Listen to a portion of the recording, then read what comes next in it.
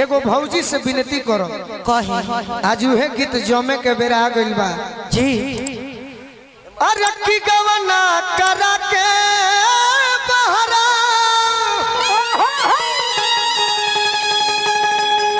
अरे बसलए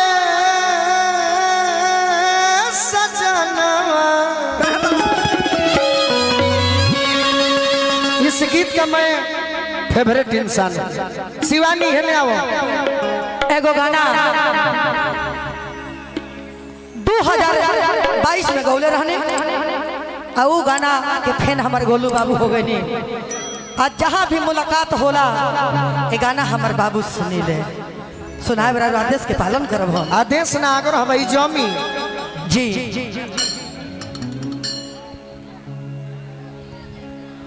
ए शिवानी पति परदेश में गवना करा के चल गए बारे आ कहत रे कि अब हम आइब नहीं मेहरारू कतर के राजा जी रउआ ना आई बाबूजी अरे हमार धन तू बोलावा हम ना आई ऐसा हो सकता ठीक बा करे जा हम आवत कैसे कहे के बा मेहरारू कहतिया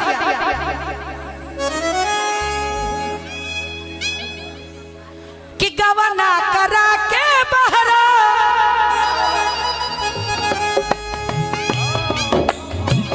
ए करे जा बोलो तनी वो बगल चल जा शिवानी तू अरे हो गोदिया में टांग के कवना करा के बहरा कवना करा के बहरा बसलए वाह वाह चढ़ जा सबके बात नहीं खे सब करेजा में दम नहीं खे ऐसे हमनी पर थोड़े चढ़ जाए लड़की हो तब तो चढ़ जाती है हमनी पर चढ़ी तो खुद तनी चढ़वाई ना। अच्छा एक बेवरी हे भौजी हमारे के वैसे कूदा के चढ़ावा ना गवना करा के बहरा गवना करा के बहरा बसलए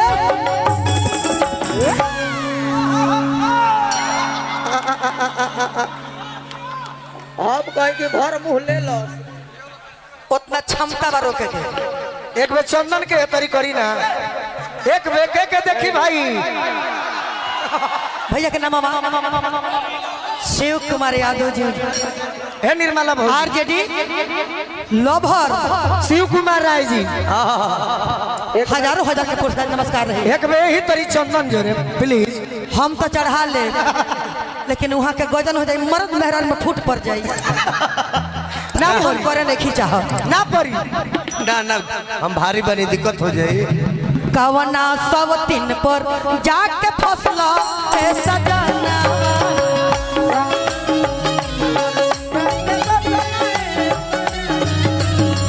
कवना सब तीन पर जाके फसला ए सजना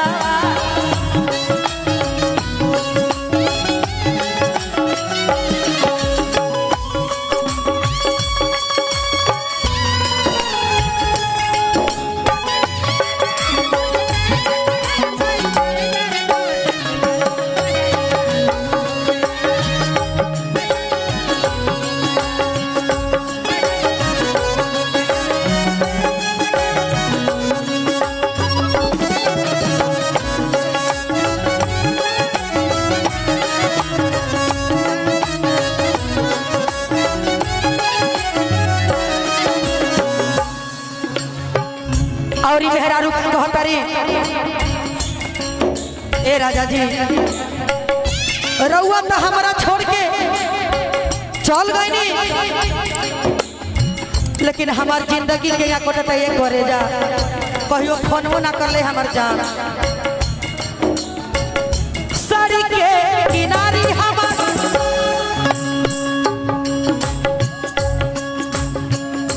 कार होता फोन हो से जिया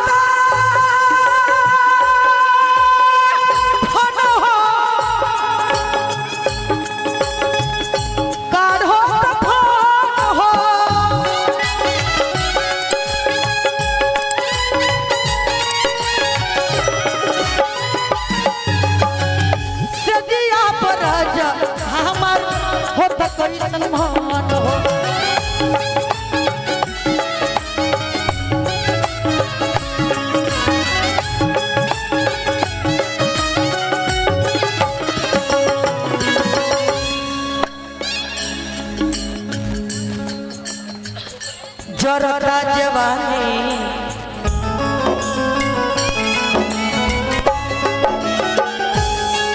जवानी जवानी जवानी ये बलमुआ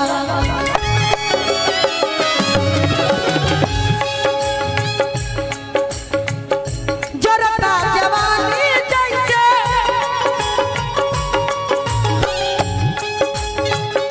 जरता जवानी जैसे जर रे लवन। अरे कर हंसुली गार तुरब रुआ हमरा बुझा हम अगर सही से मार दी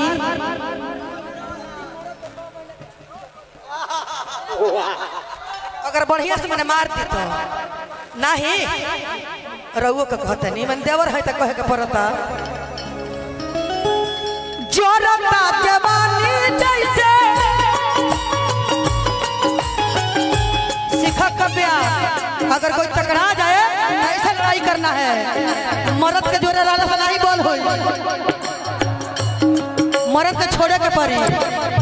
कुछ दिन खाती तब आवाज बनी तब है आवाज बनी जरता जवानी जैसे जरता जवानी जैसे जर रे लवन।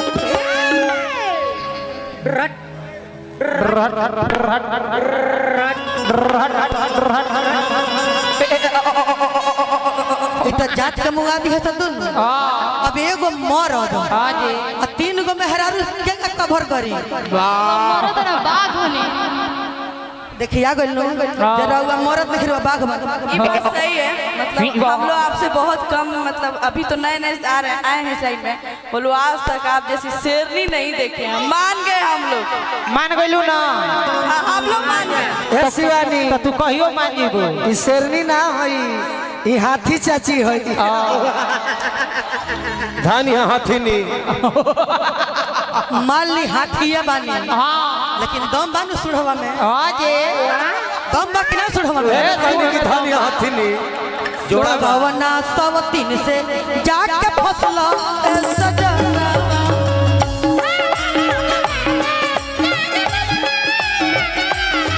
भवना सब तीन पर जाके फसला ए सजना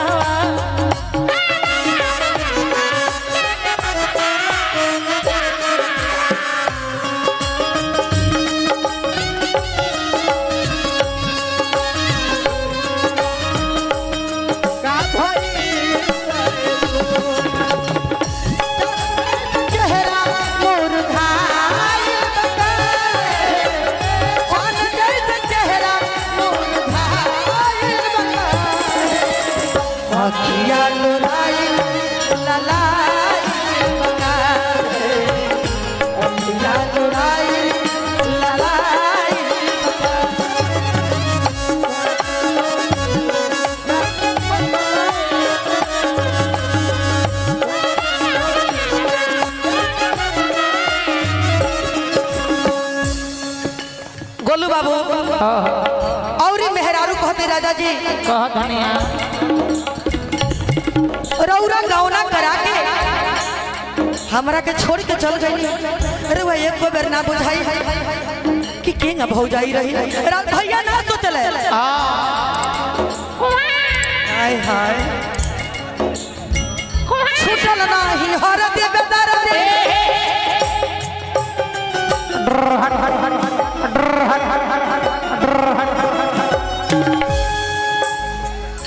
भइल सजनवा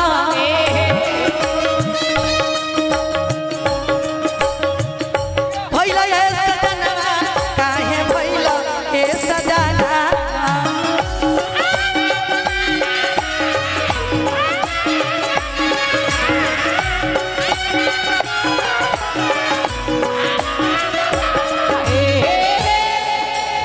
काबे आवाज बनावा खातिर बताओ तनी हो तू हमरा छोट बहन समान बड़ो 1 किलो भैंसी के दूध आ कम से कम 50 ग्राम काजू 50 ग्राम किशमिश और 50 ग्राम बादाम पीस के रोज 2 गिलास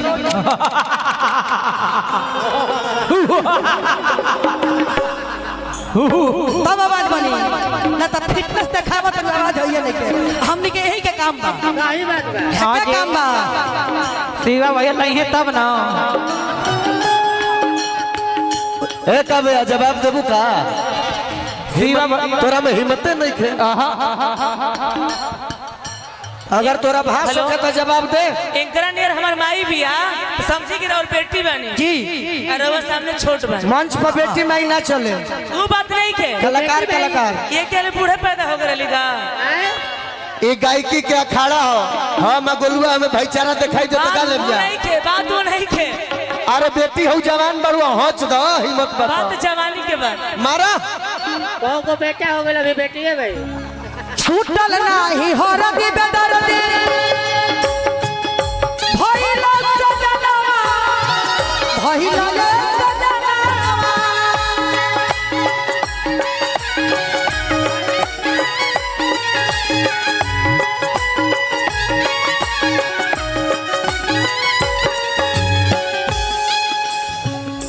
काहे बेदरदी एतना भइला ये सजनवा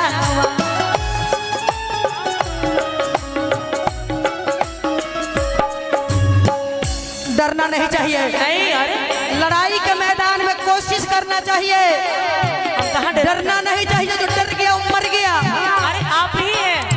पिछली साल आप हमको गोदी टांग ली थी याद आ रहा है आपको पिछली साल हाँ जी यही मंच था गाय कहाँ एक मिनट सहले ना सहाता गाय सब क्या कुछ भी क्यों से व्यवहार की बात नहीं है सहाता सहाता सहाता बोलो सहले ना सहाता बनन सहले ना सहाता बनन पर ओढ़ना बीच चढ़ जा अरे जब घोड़ा हो या घोड़ी हो सवारी रोकना पड़ेगा क्या और नहीं तो चढ़ो ना तो चढ़ाओ मैं से बात कर रहा हूँ क्यों? सवारी रुक ले, रोकना सुन ले पड़ेगा चढ़ाना तो चढ़ा सुन ले मेरे दिल। एक्टिंग है चढ़ेंगे नहीं तुम टाइट टाइट टाइट टाइट अच्छा सुन ले मेरे दिल। थोड़ा और उधर जाओ कैसे सहले ना सहाता बनन पा सहले ना सहाता बनन पर ओढ़ना भी अरे अरे अरे अरे अरे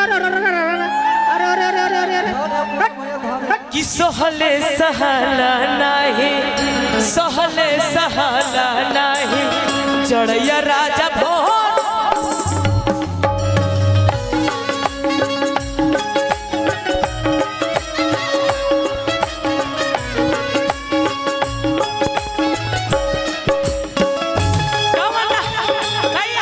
भैया भैया मैंने पहले ही बोला कि आप मेरी माँ की समान है और मैं अपने बच्चे को सिखाती है सीधी सी बात है रिश्ता क्यों अन्यथा ले तो ले कि तू तो कहला बहरा राजा घरा अरे घरवा हम छोड़ के सहले सहला नहीं सहले सहला नहीं झड़िया राजा भोर के सहले सहला नहीं झड़िया राजा भोर के सहले सहला हेलो हेलो एगो कहानी पीछे बैठल बड़ तू जवाब दे के देख लो अरे हम माई आवाज भेंटे हो गइल बा असली हथनी मरद से कहाँ है तू ना कहाँ मेरा रुको भौजाई मानीला तो मानीला अच्छा अब तू लोग शहर तो सहते बने बाबा ए भौजाई ये करो तने व्यवस्था दे दे ओकरा ए दीदी